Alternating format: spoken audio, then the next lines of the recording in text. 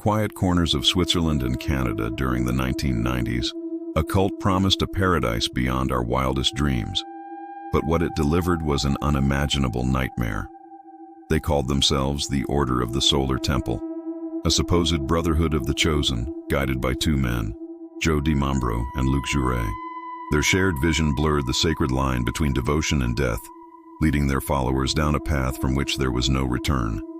Between 1994 and 1997, the world watched in horror as a series of ritualistic deaths unfolded. More than 70 followers perished in flames and shadows. Some were brutally murdered, others, it was said, willingly took their own lives. But all of them, down to the last soul, were utterly convinced they were not dying, but ascending to a higher, purer plane of existence. They were making the final transit. They believed our Earth was nothing more than a prison for the soul, a temporary stop on a cosmic journey. Their ultimate mission? To transit their followers from this mundane world to a higher spiritual realm, a new star they called Sirius. But as investigators peeled back the layers of secrecy, what they uncovered was far more sinister than anyone could have imagined. Parents, lost in their devotion, handed over their own children, even infants, to the cult's leaders. In a chilling twist, one of these infants was declared the Antichrist by DiMambro himself, and met a fate so horrific it still haunts investigators to this very day. In isolated villas, hidden chapels, and snow-covered mountainsides, followers were initiated into secret, elaborate rituals. Candles flickered in the dark, casting long, dancing shadows on the walls. Masks were worn, hiding identities and erasing individuality. Chants echoed through the halls, hypnotizing and preparing them for the final journey, for death. But not everyone was ready to leave this world voluntarily. Some would have to be pushed. In Switzerland, the first discovery was a scene of macabre theater. Bodies were found arranged in strange, symbolic formations.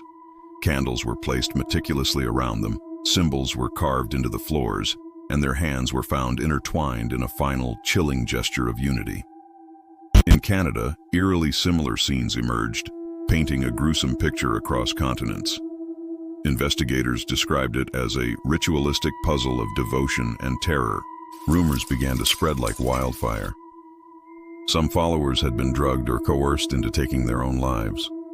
Others whispered that certain deaths were not suicides at all, but sacrifices, offerings to ensure the safe passage of the cult's elite into their mystical eternity. Luc Jouret was a man of magnetic charisma, a doctor whose soothing voice could convince even the most intelligent, educated people that death was not an end, but a glorious transformation. His partner, Joe DiMambro, was the quiet architect, the puppeteer who orchestrated every event with cold, calculating precision. Together, they forged a machine of spiritual terror, preying on the hopes and fears of those who trusted them completely. As the story unraveled, stranger tales emerged. Survivors whispered of bizarre happenings within the cult's homes. They spoke of followers channeling voices that were not their own, of shadows moving in the candlelight when no one was there. Some even claimed to have witnessed the leaders performing dark, secret rituals at night, hidden from the eyes of the uninitiated.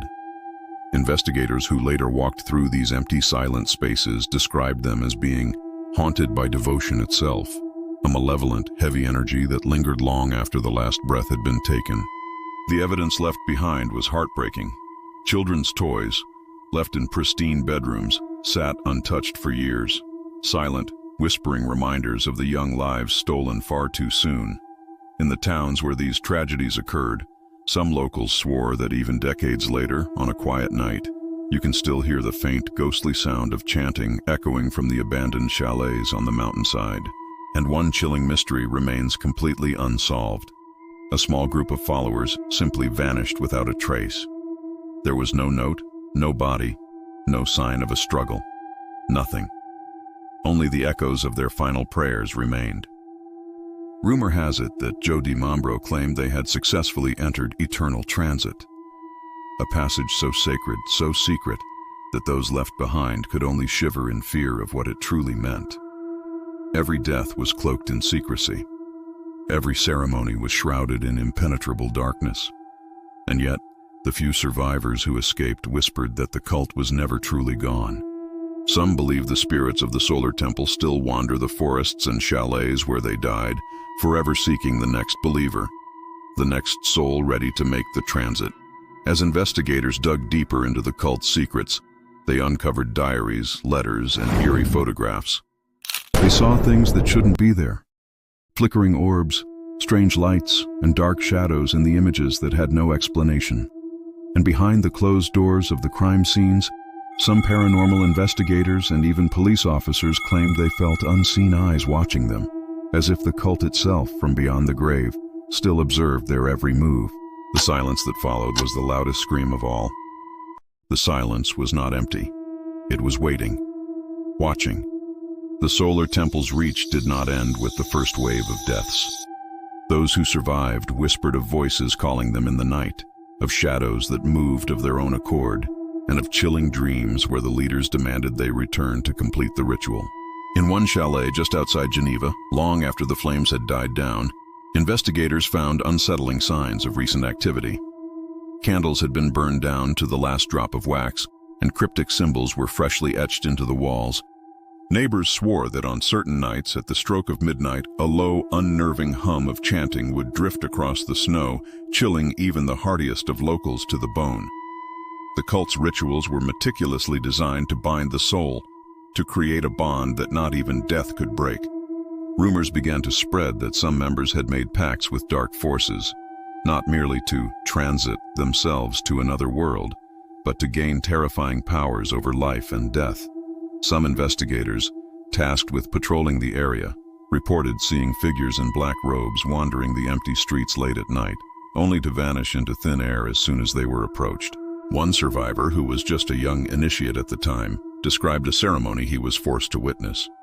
He spoke of masks adorned with strange, unsettling symbols. Blood-red candles flickered, arranged in a perfect circle, and at the center, an infant, anointed as the Antichrist, was placed upon an altar. Even years later, the memory left him trembling uncontrollably. He claimed the leaders spoke in voices that were not their own, their words commanding the child's soul into some dark, unbreakable covenant. Some began to suspect the deaths weren't all suicides. Evidence suggested that ritualistic murders were staged to appear as voluntary transitions. It was believed that after these deaths, the leaders would perform secret ceremonies at midnight, burning the personal belongings of the deceased to bind their spirits, ensuring they could never truly leave, forever tethered to the cult's will. The rumors grew darker. People whispered of photographs that, when developed, showed faint silhouettes standing behind the members, silhouettes that remained even after their deaths. Some locals claimed that if you dared to walk near the abandoned chalets at night, you could hear footsteps following you, mirroring your own, and whispers in a language you couldn't understand, a chilling chant that made your skin crawl. Authorities eventually uncovered diaries and letters that detailed the cult's final, horrifying plans, a mass transit event, a grand ritual that would supposedly lift all their souls together to a higher plane of existence. Instead, it ended in fire, death, and a trail of questions that remain unanswered to this day. Paranormal investigators who later visited these cursed sites reported their equipment going haywire. Cameras would malfunction without reason, audio recorders would turn on by themselves, and shadows would move in impossible ways, darting across walls where no light could cast them. Some swore they felt invisible hands guiding or restraining them, as if the spirits of the cult were still enforcing their eternal, unbreakable bond. Among all the chilling stories, one stands out. A small group of journalists decided to enter one of the chalets where a mass ritual had occurred. In the dead of night, as they moved through the silent, dark rooms, they heard a voice. It echoed in perfect unison with their own footsteps, a terrifying whisper that seemed to come from everywhere at once, saying, "You are next." They fled in terror, but locals say they never fully escaped. They would wake up screaming, clutching at invisible restraints, haunted forever by the solar temple's lingering, malevolent presence. Even today, decades later, researchers issue a stark warning. The cult's philosophy of transit was never fully contained. Objects that once belonged to the cult, their books, ritual masks, and even simple candles, are rumored to carry a curse. They are said to trigger paranoia, nightmarish visions, and even death for anyone who disrespects them.